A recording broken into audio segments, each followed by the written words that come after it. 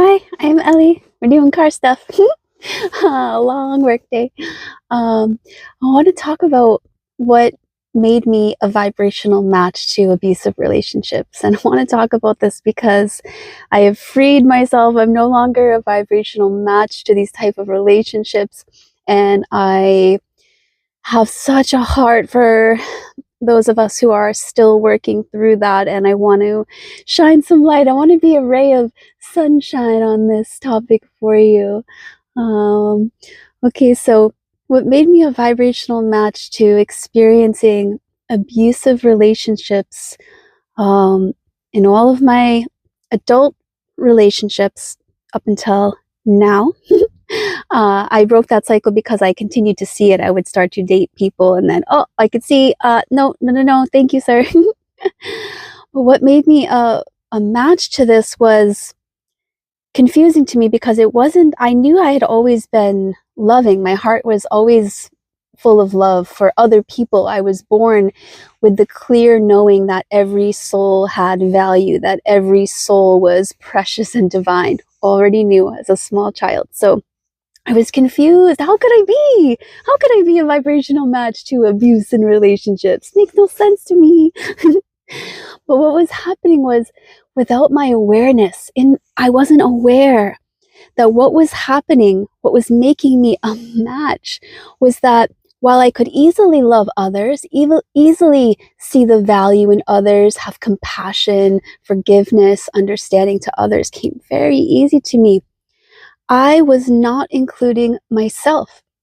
I didn't know it, but I had a subconscious belief that I was actually not worthy of love, that there was something inherently wrong with me, and that the reason why people were not meeting me in love was because of me, because I was so flawed, so broken, so unlovable. That is what made me a vibrational match to abuse in relationships, because of that, I stayed, I allowed myself to be in abusive relationships. Each time my partner would say something, they would have a verbal exchange that was very hurtful, was causing me a lot of coworkers walking by my car right now. Let's see if they will move on. I allowed partners to hurt me with their words. I sat there, I took it, and I internalized it. I thought there is something wrong with me. And so it was such a beautiful path actually for me. And that's why sometimes we think, oh, I am in the wrong place. I am, completely out of alignment.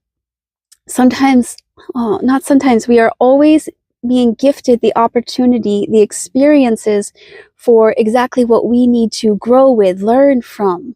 So for me, I kept experiencing again and again these relationships in which my partner was actively hurting me, also challenging me. This was a big one, challenging my self-worth. They would challenge my self-worth.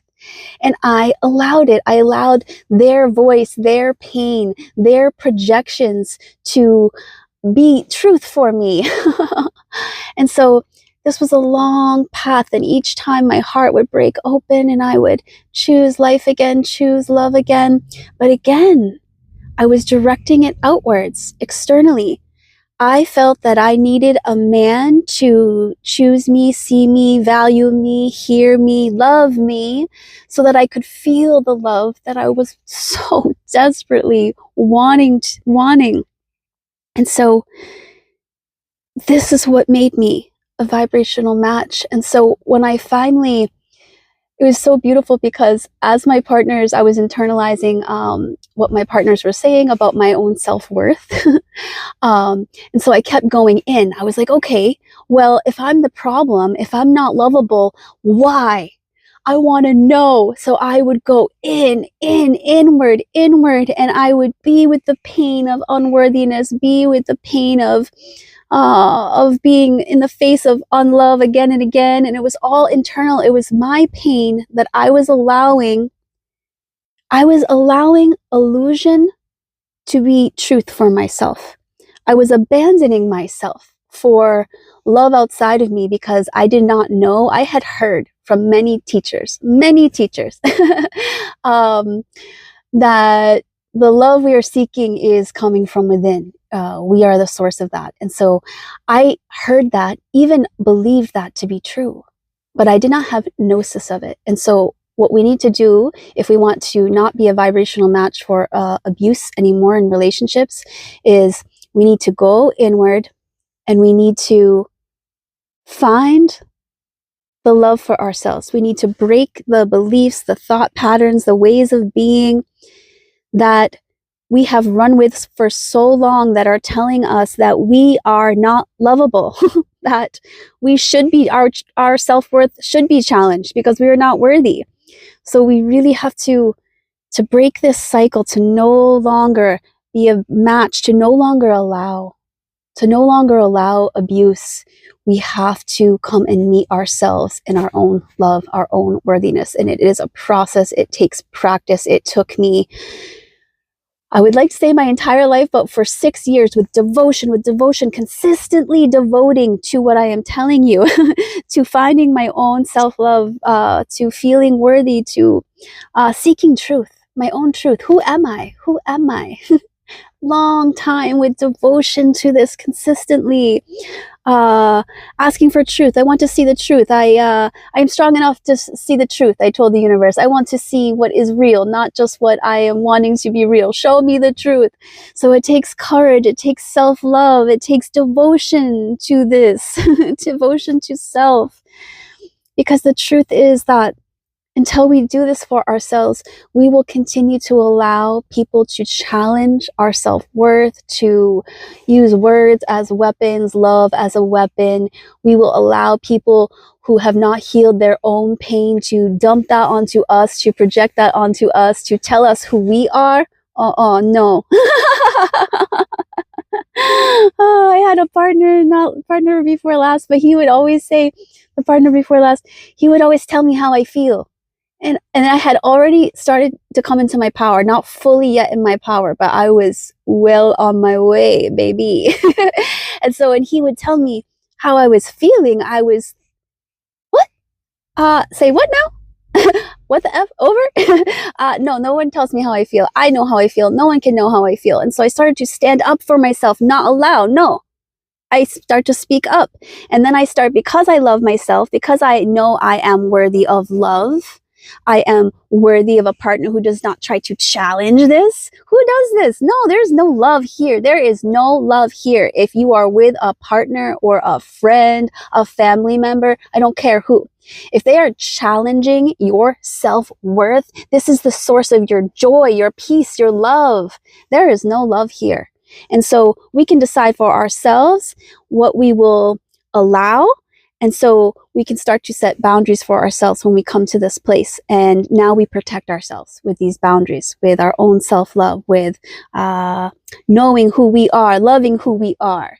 So boundaries are not to control others. They are for you. So for me, I set a boundary with my last 2 partners. The way you are being with me, I will not accept. You could do whatever you want, but I'm telling you, there's no more space in my life for you. So I'm very good now at a lot of people might consider me to be like, well, my cutoff game is good because I can see clearly now. I know, I feel my own love, own self-worth, and also I feel that for others. And so if someone is not able to meet me in a place where there is workability, where there is not using love as a weapon, words as weapons, okay, we can work together. But if that is, if those things are taking place, the boundary that I create is that you have no seat at my table. You cannot be in my life. I will love you. I do. I hold the vision of you for your highest good. I want you to feel the depth of love. But you, my boundary is that you cannot be here with me. So women, if you are still attracting men who are abusive in some way, I have attracted all the types of abuse, know very well.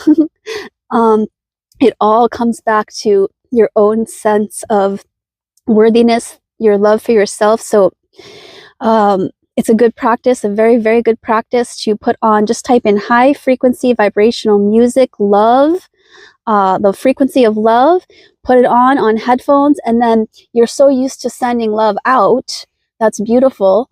Send it out, and then also send it back to yourself. So this is the practice now. We are good, many of us, at sending love out. Now send it to self. We have to include self. When we abandon self with this love, just putting it out externally, seeking it externally, we abandon ourselves. And I can tell you that the love I was seeking never came outside of me. Only when I directed my attention and focus also, not to take it away from external, but also inward, bathing myself in my own love, evoking that from my heart space.